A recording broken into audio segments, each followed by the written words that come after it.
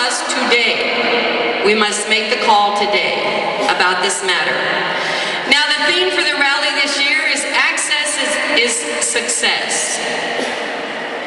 It's a fine thing to have a beautiful, beautiful building, whether it be a restaurant, the State House, a doctor's office, an attorney's office, a church, or synagogue, or a hotel, or a theme park.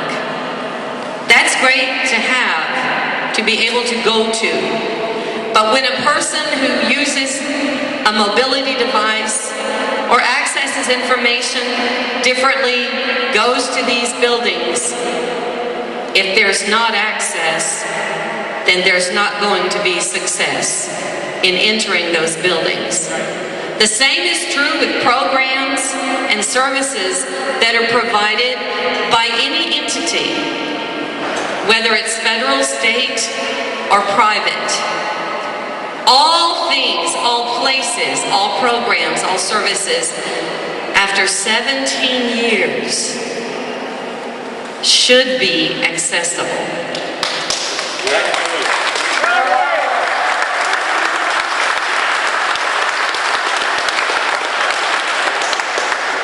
And we expect them to be accessible.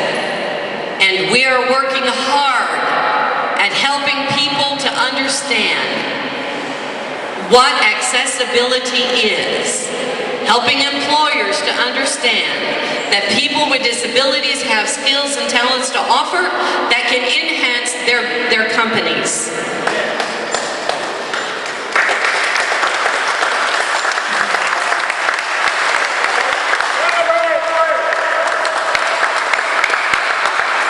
And so with access comes success for people with disabilities in employment, in recreation, in education, in every area of the community life. We can pursue the American dream if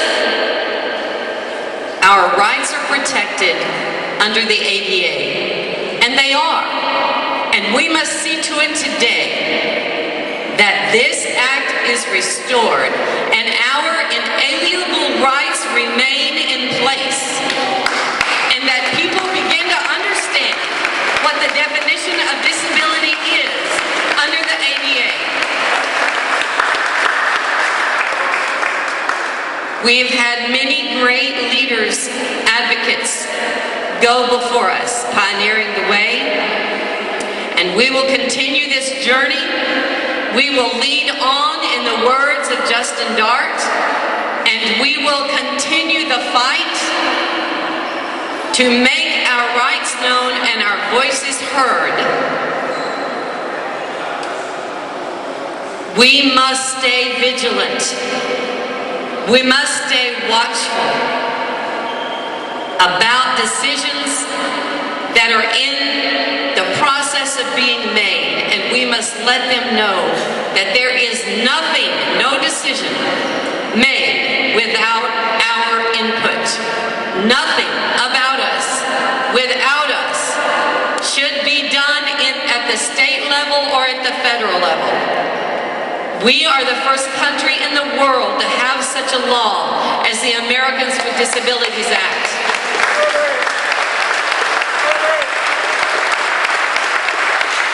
And we stand strong today, and we stand proud of our country and of our Kentucky.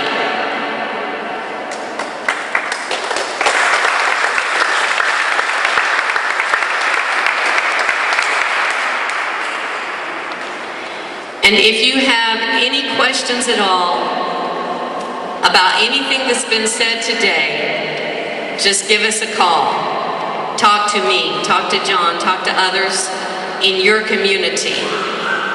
And again, I thank you for being here today, and I thank our supporters and sponsors. And it truly is a privilege and an honor to reside in the state of Kentucky in the United States of America.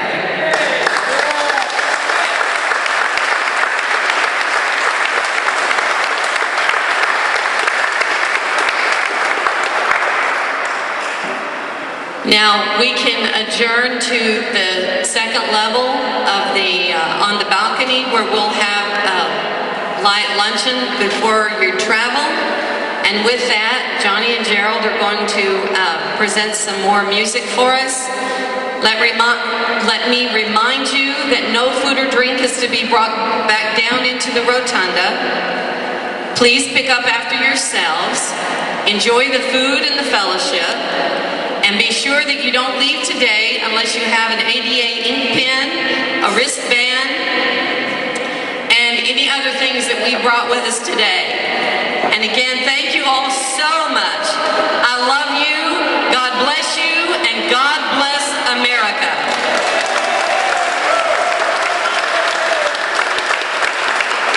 In closing, we're going to sing that song, God Bless America. But you know, Gerald, my brother, and I have been doing this now for many years, and traveling the state with Pam and John when they went across Kentucky. And in fact, we're the only two individuals I know of, and I'm the only person that can say honestly that I've been to every county in Kentucky at least 5 times, and I've filmed the history of all 120 counties and donated a set of those tapes to every county library in the state. And this next weekend, I'm going to be at a place called Fancy Farm, where they kick off all the campaigns. And the governor's going to be there, and his opponent's going to be there. And you know, they're both Baptist. Well, I'm a Baptist, my brother's a Baptist. There's a lot of Baptists in Kentucky. In fact, they used to say if you could get the Baptist votes, you pretty well had Kentucky locked up, because there was 800,000 Baptists in Kentucky. Well, both these candidates running for governor are Baptist, so they're sort of divided on the Baptists. So that tells me one thing: the 870,000 people that have a disability or a family member that has a disability can control any election in Kentucky. We just have to let our voice be heard. Celebrate! ADA! And I'll carry that message to Fancy Farm, and I'll carry it to every elected official in Kentucky, that they need to be known that we are watching how they vote. And if they don't vote right, it's time to bring them home. Give them a little mama's cooking and train them a little better. I can say those things, but being Baptist won't stop you from sinning, but it'll stop you from enjoying it. Gerald, God bless America. You know, before we go into the song, there's a little verse before it.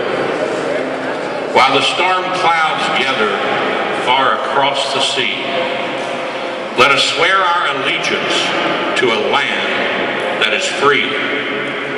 Let us all be grateful for a land so fair, as we raise our voices in this solemn prayer. Join with me. God bless America. God bless America. Land that I love. Stand beside her and guide her through the night with the light from above. Got off the wrong key there, didn't I, Gerald? From the mountains to the prairies, to the ocean, wide with foam. God bless America, my home, sweet home. God bless America.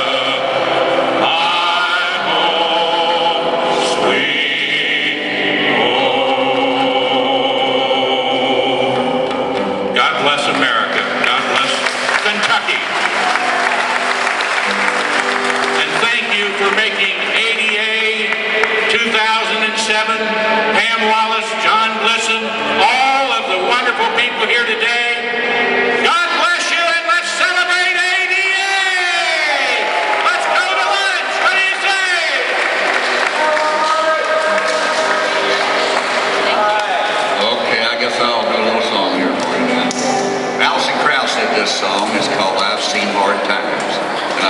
all of us out here have seen hard times, including me. We don't know what the other person has gone through until we stand in their shoes.